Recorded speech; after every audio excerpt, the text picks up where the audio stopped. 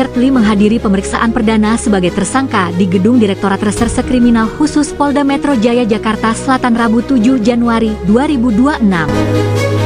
Richard Lee akan diperiksa penyidik soal kasus dugaan tindak pidana kesehatan dan atau pelanggaran perlindungan konsumen yang dilaporkan Dr. Samira Farahnas alias Doktif.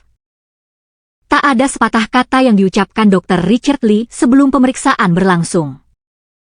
Polda Metro Jaya AKBP membenarkan penyidik akan mengambil keterangan Richard Lee sebagai tersangka. Richard Lee dipersangkakan pasal tindak pidana terkait bidang kesehatan. Diketahui pemeriksaan Richard Lee terkait laporan Doktif atas kasus dugaan pelanggaran perlindungan konsumen terkait produk dan treatment kecantikan. Richard Lee sudah ditetapkan tersangka sejak 15 Desember 2025. Setelah penetapan tersangka, penyidik melayangkan surat pemanggilan pertama terhadap Richard Lee pada 23 Desember 2025. Namun Richard Lee tak hadir dipanggil pertama.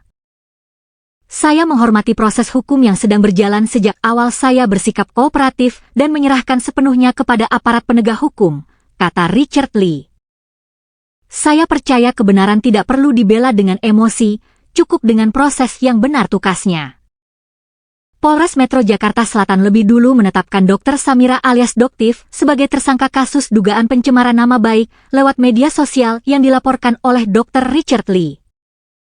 Doktif menjadi tersangka pada tanggal 12 Desember 2025.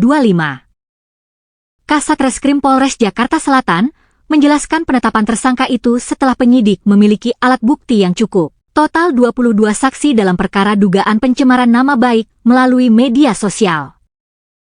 Pencemaran nama baik itu berasal dari akun TikTok Doktif yang memposting pernyataan bahwa yang bersangkutan tidak memiliki SIP pada kliniknya yang berada di Palembang.